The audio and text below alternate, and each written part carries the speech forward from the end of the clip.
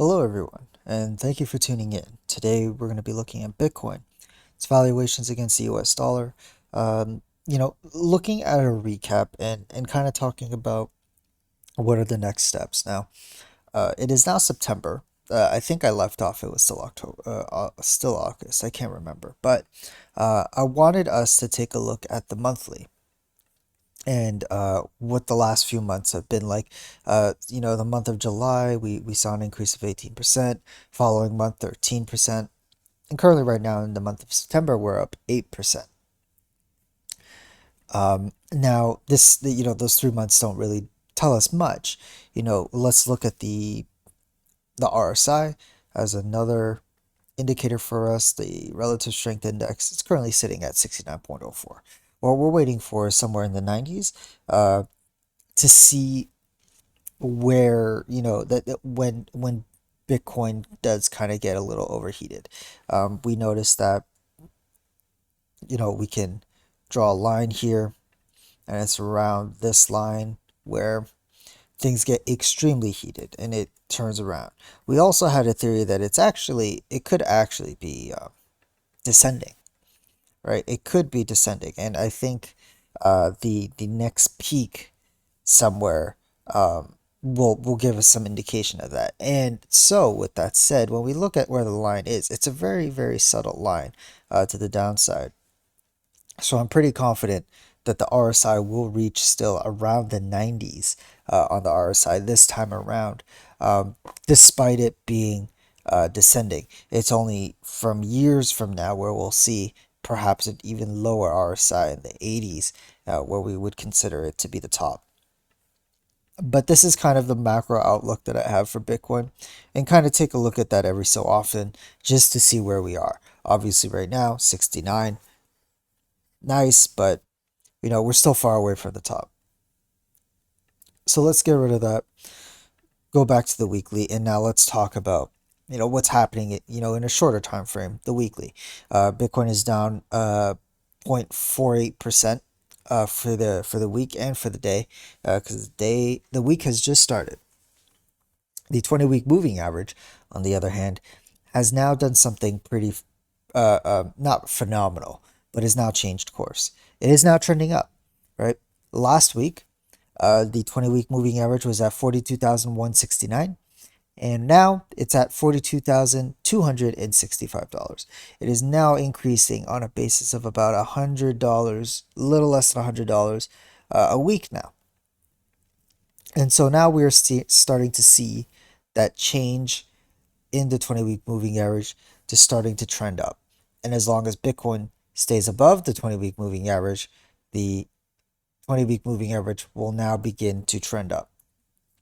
Now, this isn't inherently bad or anything like that, but it's just something to note, and it stems the question of when is Bitcoin going to test the 20-week moving average? Well, I've done the liberty of measuring all the exits of the 20-week moving average to the next test throughout, on Bitstamp, right?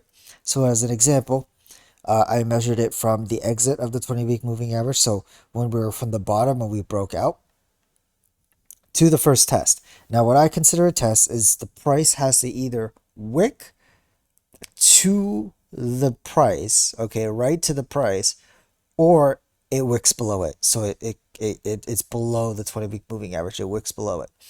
And so you could see that on May 11th, we did get very close, but we wicked to $8,181, while the 20-week moving average was at 80.81. And so you measure it from here on August 31st or what have you, whatever. And that was consisted of 19 weeks, 133 days. This was 7 weeks, okay? This move here was 7 weeks. This move to here was 182 days. Go back, go back. This was 112 days. This was 63 days. This here was 21 days. Okay, we exited out and then we wicked below the 20-week moving average. Here, 42 days. This lasted 42 days. And then you can measure this, but, just for the sake, I'm going to leave it out.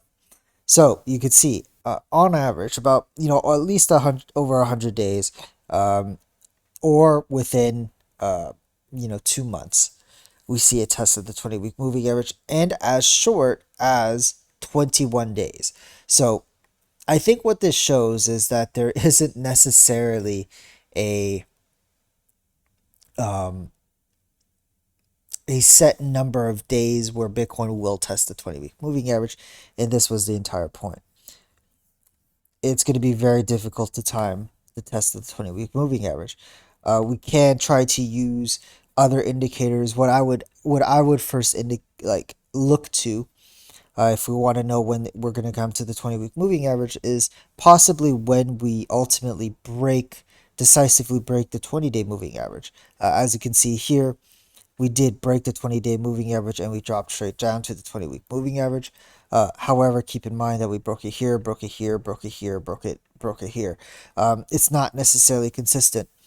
But if we get a decisive move from the 20-day and we fail to get back above it in a quick fashion, then it is quite likely that the 20-week moving average is on its way. And that's basically it. Currently, right now, although the market's not doing so well today, it did very well yesterday, though. Um, we are still above the 20-day moving average. The 20-day moving average right now is $41,104, and we're still above 50,000 for Bitcoin. So, uh, right now, it does not seem that the 20-week moving average is on our horizon at the moment, and the most logical way is up for the moment. If we do break the 20-day moving average, if we get resistance, if that moving average becomes resistance, then that would be a different story. But until then, this is kind of the outlook we have. We know that it's beyond 21 days now, right? We're in our fifth week, into our fifth week. So 35 days, a little over a month. Let's keep the momentum going, and maybe at about 6 7 weeks we'll get a better idea. Are we trending down? Are we beginning to trend down towards the 20-week moving average, or are we continuing this trend of just increasing the valuation? Because even despite today's down day, we've made considerable gains beyond the 20-week moving average, which I think is a very good thing. Another thing to note is that maybe it'll change now because the 20-week moving average is no longer trending down. It is now going to follow us and lag behind the price.